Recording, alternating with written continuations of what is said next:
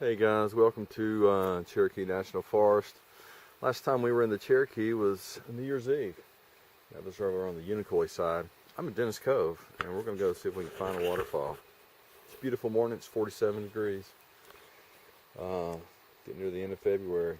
I think it's the 22nd, maybe. For those of you guys who know the Dennis Cove area, you know the Appalachian Trail runs right through it. I'm on the AT now, right beside Laurel Creek. I'm on the way to Laurel Falls. We'll show you some features along the way.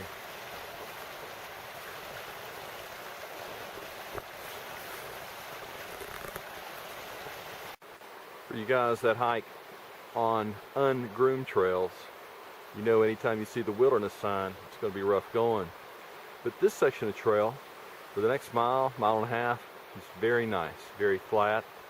It used to be an old railroad bed many years ago. Other than the fact that it's been flat and there's a lot of ballast still underneath the dirt, but you can see it. This is your first clue that a railroad came through here, this old rock cut.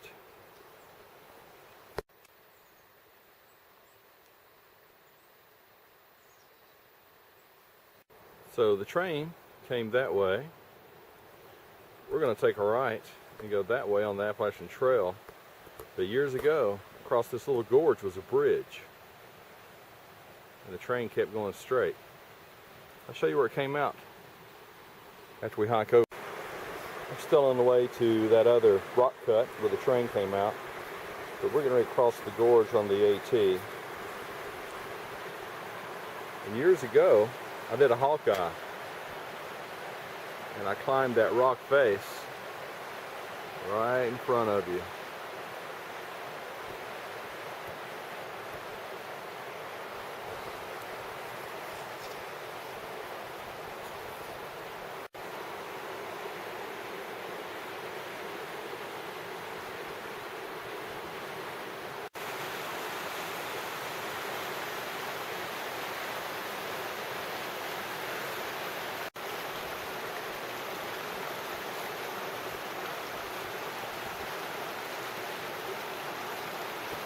The step work through this section is by the Conarock crew out of King Cora.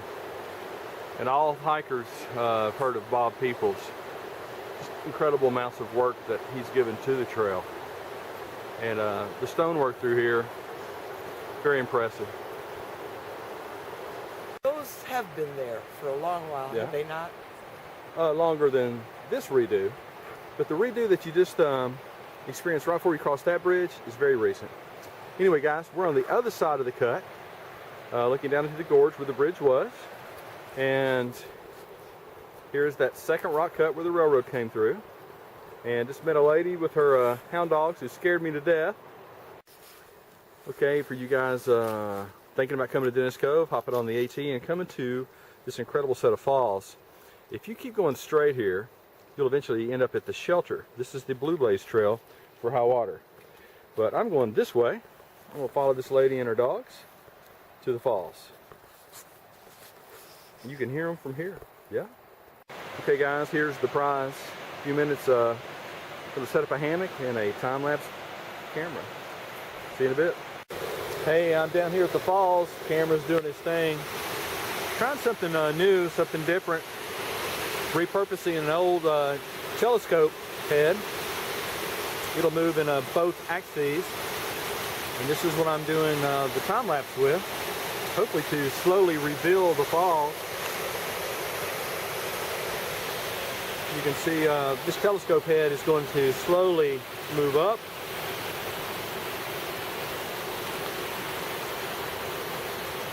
And reveal the falls. Some of you guys saw the Elemental Horizons Aquila on Roan a couple weeks ago. Today it's just carrying 30 pounds of photography gear, cameras, batteries, tripods, the time-lapse motor head. Phenomenal internal frame backpack, 5,800 cubic inches. Here it is, a little better than what you saw on the Roan. Didn't do too much on it.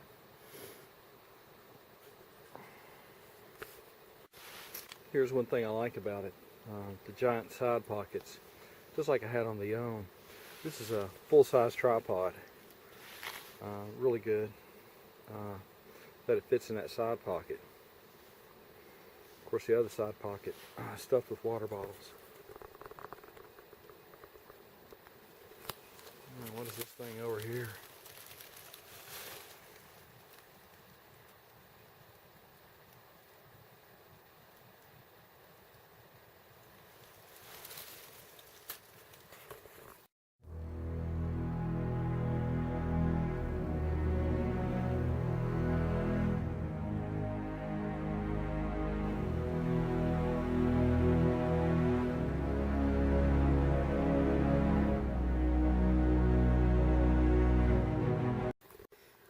Hey guys, this is the Medicine Man Indoor Testing Laboratory, and a shout out to Baja Hanger, our friend in South Carolina. Hey, And Bob. Poof, what we got going on here? We are putting up the Eureka and trying to make sure we've got the Velcro properly placed here so that these spreader bars do not tear into the bug net. Yeah. So this is our really first look at the Eureka Chrysalis, and hey, this thing is heavy as lead, but it's not meant to be a backpack hammock.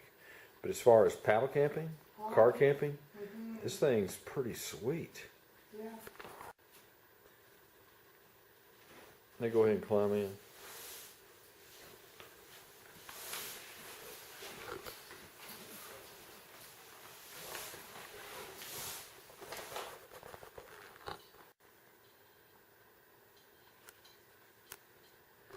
One of those OMG moments.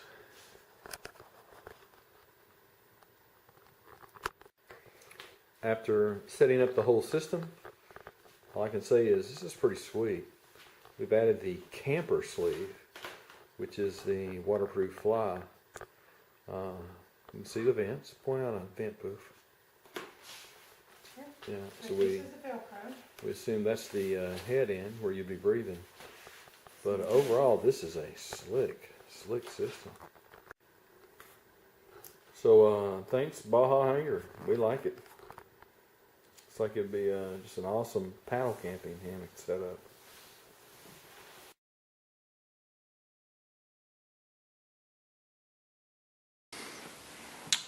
Okay, some of you guys have expressed an interest in the function-driven backpacks. Specifically the ones by Zimmerbuilt.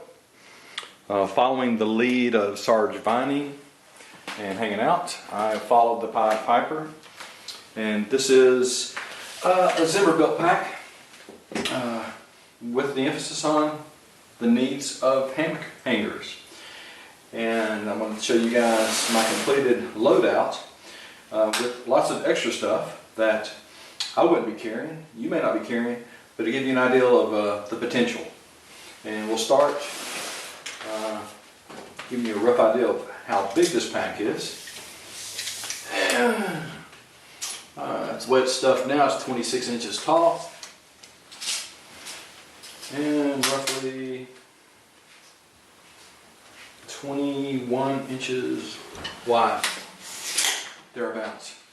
Let's weigh the pack. It's 19 pounds and 4 ounces. And I'm going to take everything out just to show you guys everything that's in it. And almost the way I would pack out for a typical trip. I've always liked the long side pockets, and those are on the Own and my Z-Pack Exos. And it's just the way I manage water. Usually it's a Gatorade bottle. This one came from work. You'll find this fascinating, that this cook kit actually fits in this side pocket. And this is not the cook kit that I've carried. There's another cook kit inside, and I'll show you in a minute. But we have 2 cups, Caldera Cone, alcohol burner, Esbitt burner. And I'm thinking half gallon. And this weighed 4.2 ounces. So could easily cook for 3, you up for 3. Alright, give it a sit now. And here's the cook kit that I would probably actually carry when packed out. Another cone system. I think this is the MLD 850 pot. I think the stove is the Gretamir, and probably the Gretamir cone inside. I'm trying to think what I was in that. You guys know I like the stool, and that's thanks to Hanging Out's mod to get it down to 9 ounces. And I like it on the outside of the pack so I can get to it when we take breaks. So the stool, Patagonia Dragonfly, camp shoes. The hammock sock uses 2 stakes. I keep a stake in each shoe. That way they're not rattling. I use the one bag system. Sarge Vining, I think, uses components. Tarp here, quilts here, hammock there. I like one system, the one bag system, and that is in this central compartment. It would be the underquilt, the top quilt, the hammock, and the sock, and my camp clothes. This was a Roaching by Roach. He turned me on to that thermometer a long time ago. Again, side pockets that can accommodate a tripod. I would probably carry a smaller tripod on most hikes. Welcome mat, front of, underneath the hammock. The rain gear. This time, just rain pants, rain top, and that's it. I have not tried to see if this will fit under a pack-up. I like hip belt pockets. I asked Chris to sew them on so they won't slide back and forth. And this pocket is a buff. A headlamp to actually night hike with. I think this is the Fred, I think is the model. And a headlamp to use actually in camp. Saving the batteries for if I really did have to night hike. And this one not as bright, good enough for camp task work. And if I'm going to be at a group hang, like we will be in 2 weeks at Savage Gulf, where there's lots of hammocks spread through the forest, and I go to a group community area for cooking or whatnot. This was from JRB. This is a great little lantern. It'll help me find my hammock in the dark. As we're spinning around, you can see that Zimmer provided little tie-offs so you can attach a pad. So you could use this as a sit pad during the day if you don't carry a stool. Extra insulation, whatever. This is what will give structure to your pack. There's no frame inside, no struts. Can't remember what the other word for them is. And this hip belt pocket, I'm carrying a rain mitts and something else in there that's probably not politically correct in this environment. I'm sure we can all guess what that is. Now for the big compartment. And 9 times out of 10, when I pull this out, I go to one tree with the tree hugger and clip, feed out the hammock, the sock, the quilts to the other tree, clip, and I'm done. But since I was just packing this up to show you guys my loadout, it is not all one right now. But just to give you an idea of the capacity, this is the tarp and the hammock sock. Let's see. This hammock happens to be a traveler, and the sock is the Graph, the second gen, and they are all together in one.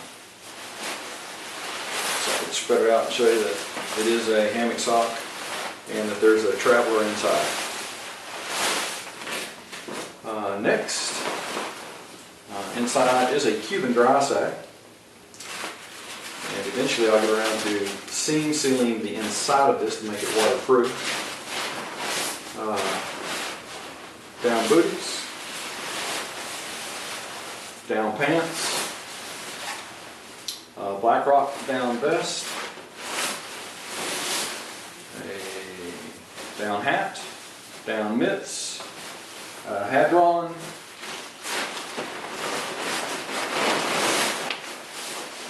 This is the Lilo Black Widow top quilt. I say rated 30 degrees for me, maybe even 32. And last, the Lilo Black Widow underquilt. And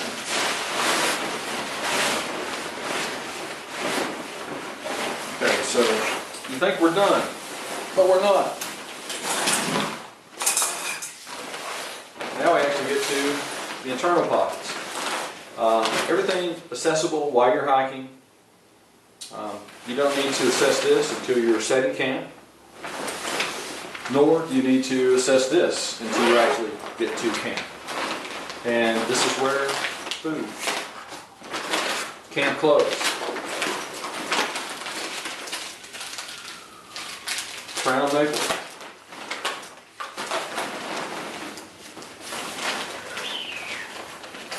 these are waterproof zippers, more camp clothes, more camp food plate. So I'm sure everyone's heard about the craftsmanship of Christopher Zimmer. The pack is beautiful, very well made. I've already talked to Hanging Out. It's professional level, he agrees. It's got a cute little logo, don't know if you noticed it earlier. Zimmer built.